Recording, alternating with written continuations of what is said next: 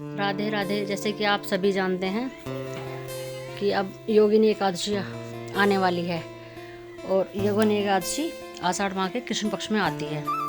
मैं उसी कथा आपको सुना देती हूँ। एक बार श्री कृष्ण भगवान से धर्मराज युधिष्ठिर ने पूछा कि प्रभु ऐसी कोई एकादशी बताइए जिससे समस्त पाप नष्ट हो जाएं। तो हमारे कृष्ण भगवान ने उससे कहा कि इस तरह की एकादशी तो आषाढ़ माह में योगिनी एकादशी के नाम से जानी जाती है, वो है। अच्छा, मैं उसकी तुम्हें एक कथा सुना देता हूँ। तो श्री कृष्ण भगवान ने जब युधिष्ठिर को ये कथा बताई कि अलकापुरी नाम की नगरी में एक कुबेर नाम का राजा राज्य करता था। वो बहुत बड़ा शिव भक्त था। वो नित्य प्रति शिव जी की पूजा किया करता और उनका फूल अर्पित किया करता। तो उसका फूल लाने के लिए एक माली को रखा गया था। तो माली रोज सुबह को फूल लेके आ जाता, लेकिन एक दिन वो अपनी पत्नी के साथ में वन में विहार करने लगा और फूल लेकर नहीं आया। जब दोपहर हो गई तो राजा ने अपने मंत्रियों से कहा कि आज माली फूल लेकर क्यों नहीं आया। तो उन्होंने उसे बुलाने के लिए माली को अपने मंत्रियों को भेजा और अपने यक्षों से इस बात की बात सुनकर जब हेम माली नाम का माली था वो, तो जब उसे पता चला तो वो महाराज के पास फूल लेकर आया। तो महाराज को जब सारी बात का पता चला तो वो बहुत क्रोधित हो गए और उन्होंने उसे श्राप दे दिया कि तुमने बहुत नीच काम करा है, मेरे प्रभु का अपमान करा है, तुमने मेरे शिव का अपमान किया है, इसलिए मैं तुम्हें श्राप देता हूँ कि तुम कोढ़ी बन जाओ और मृत्यु लोक को चले जाओ, यानी कि धरती पर चले जाओ। उस श्राप के कारण वो माली धरती पर कोढ़ी बनकर आ गया। पत्नी से भी उसका वियोग हो गया। लेकिन वो माली जो शिव भक्त था, इसलिए उसकी बुद्धि थी वो मलिन नहीं हुई। वो अपनी बुद्धि के कारण हिमालय पर्वत पर पहुंच गया और जब हिमालय पर्वत पर पहुंचा तो वहाँ मार्कंडेय ऋषि थे, जो उनका बहुत बड़ा आश्रम था। तो वे बहुत वृद्ध हो चुके थे, वे वहाँ तपस्या कर रहे थे। तो माली को उन्होंने देखकर पूछा कि तुमने कौन सा ऐसा पाप किया है जो तुम्हें कोढ़ी बनना पड़ा। तो माली ने सारी बात बताई। तो माली ने कहा कि ऋषिवर, मुझे कोई ऐसा उपाय बताइए जिससे मेरा उद्धार हो सके। तब ऋषिवर ने कहा कि तुम्हारा उद्धार बस एक ही उससे हो सकता है, जो आषाढ़ माह की कृष्ण पक्ष की योगिनी एकादशी तुम पूर्ण विधि विधान के साथ उसका व्रत करोगे, तब तुम्हारा उद्धार हो सकता है। तो माली ने कहा, प्रभु मुझे बताइए। तो जो ऐसा है, पूरे दिन योगिनी एकादशी को अन्न नहीं खाना है, उनकी नारायण की पूजा आराधना करनी है और उसके बाद में उसका प्रसाद ही तुम्हें पाना है और उसके बाद में तुम्हें पूरी रात जागरण करना है, तब तुम्हारा उद्धार होगा। तो माली ने कहा, ठीक है ऋषिवर, मैं ऐसे ही करूँगा। तो माली ने आने के बाद में वो इसी तरह से उसका पूजन किया। तो पूजन करने के बाद में माली का उद्धार हो गया और उनके समस्त पाप नष्ट हो गए। तो इससे हेममाली बहुत खुश हुआ और वह वापस अपने पुराने स्वरूप में आ गया और फिर वापस अपने वहीं आ गया जहाँ राज्य में रहता था। इस तरह कृष्ण भगवान ने कहा कि योगिनी एकादशी की कथा का जो फल है वो 88,000 सहस्त्र ब्राह्मणों के भोजन कराने के बराबर है। इस व्रत के करने से समस्त पाप नष्ट हो जाते हैं। बहुत बड़ी एकादशी है, इसलिए इस व्रत को अवश्य करें। इसमें अन्न नहीं खाना चाहिए। इस दिन आप क्या करें, इस दिन आप अपने कान्हा जी को, राधा जी को चंदन से, दूध से पंचामृत अभिषेक कराना बहुत ज़रूरी होता है। पंचामृत अभिषेक कराएं, उसमें दूध, दही, शहद, शक्कर और घी, इससे अभिषेक कराने के बाद में उन्हें पीले वस्त्र धारण कराएं, पीला आसन बिछाएं। तो ये चीज़ पूरा उनका श्रृंगार करें। अपने शालिग्राम भगवान का भी करें और अपने कान्हा जी का भी करें। और कान्हा जी का व्रत जो करते हैं, कान्हा जी का कोई व्रत नहीं होता है।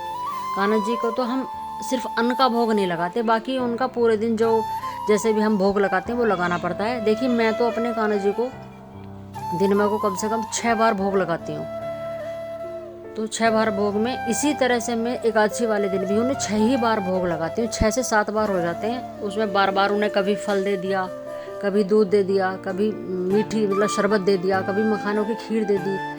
कभी आप अगर नमक देते हैं, व्रत का नमक जो खाते हैं, तो व्रत के नमक के कुछ कुट्टू की पकौड़ी हैं, कुट्टू की पूरी हैं, सिंघाड़े का आटा है, कुछ भी आप उन्हें बनाकर खिलाइए। तो तो इससे उनका, क्योंकि उनका व्रत नहीं होता। आप जितनी बार, आप सिर्फ एक बार ले सकते हैं दिन में। फलाहार करना चाहते हैं फलाहार ले लें, कोई बिना उसके नहीं रह जा सकता, नमक के बिना नहीं रह सकते, तो आप एक बार व्रत का नमक ले लें। लेकिन कान्हा जी को आप प्रॉपर उतना ही दें जितना आप डेली में देते हैं, बस अन्न नहीं देते। और उनकी पूजा करें, उनकी आरती करें, कथा पढ़ें अपनी। तो आप बस इसी तरह से अपने कान्हा जी की सेवा पूरे दिन। और हाँ, एक मंत्र का जाप एकादशी वाले दिन आप पूरे दिन ओम नमो भगवते वासुदेवाय नमः, इस मंत्र का जाप अब एकादशी वाले दिन कुछ भी करते हुए, अगर माला जाप कर सकते हैं तो 1 माला, 2 माला, 5 माला, 11 माला, जितनी भी कर सकते हो उतनी माला कर ले। लेकिन गृहस्थी हैं हम, तो गृहस्थी में इस तरह से हम पूरे दिन बैठकर माला जाप नहीं कर सकते, हमारी मजबूरी है, हमें सारा घर का काम भी करना होता है। तो आप जैसे आप खाना बना रहे हैं और अकेले हैं, तो मन ही मन ओम नमो भगवते वासुदेव का जाप करते हैं। इससे जो आप भोजन पका रहे हैं वो भी प्रसाद बन जाएगा, क्योंकि आप नारायण का नाम ले रहे हैं, राम का नाम ले रहे हैं, और भी ज़्यादा अच्छा रहेगा। और अपना जो काम करते रहे यार, एक आपकी हमेशा जो जिव्या है उस पर नारायण का नाम आता रहेगा। इसलिए इस मंत्र का जाप आप दिन में को जितनी बार भी ले सकते हो उतनी बार लें। तो देखिए, बातों बातों में मेरे कान्हा जी भी तैयार हो गए हैं। और मैं उनके सिर पर पगड़ी लगा दूंगी। देखिए, वो तैयार हो गए हैं।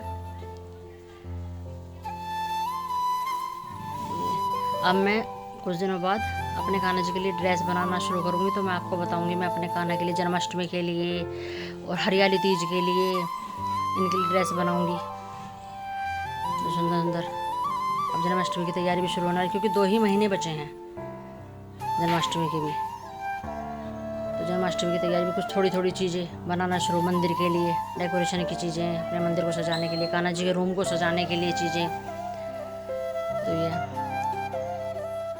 देखिए, अगर आपको मेरे कथा सुनाना और कान्हा जी का श्रृंगार अच्छा लगता हो तो प्लीज़ कमेंट में राधे राधे करें। मेरे चैनल को लाइक करें, सब्सक्राइब करें और कमेंट में राधे राधे ज़रूर लिखें।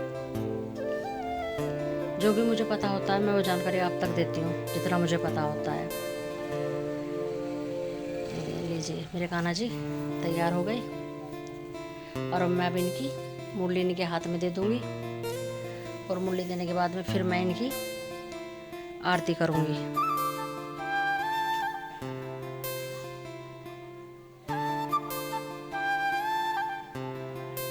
अब मैं इन्हें मंदिर में विराजित करूँगी।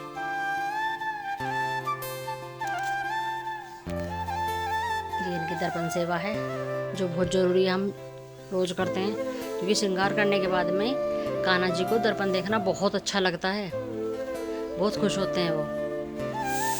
देखिए, मेरा लाला कितना सुंदर लग रहा है, बहुत सुंदर। मैं उसकी नज़र उतार लूँगी, कहीं किसी की नज़र ना लगे। मुझे थोड़ा सा प्यार आ रहा था, इसलिए मैंने थोड़ा प्यार करा अपने कान्हा को। अब मैं इनकी आरती उतार लूँगी। और हाँ, तुलसी जो एकादशी से पहले तोड़ के रख लें। देखिए, मैं इस तरह से रखती हूँ तुलसी, अब दिखाऊंगी आपको। मैंने एक छोटी सी मिट्टी के कुल्हड़ में पानी भरकर तुलसी तोड़कर उसमें रख देती हूँ। 5-6 दिन आराम से चल जाती है, सूखती भी नहीं है, क्योंकि गर्मियों में सूख जाती है। वीडियो को लाइक करें, सब्सक्राइब करें। राधे राधे।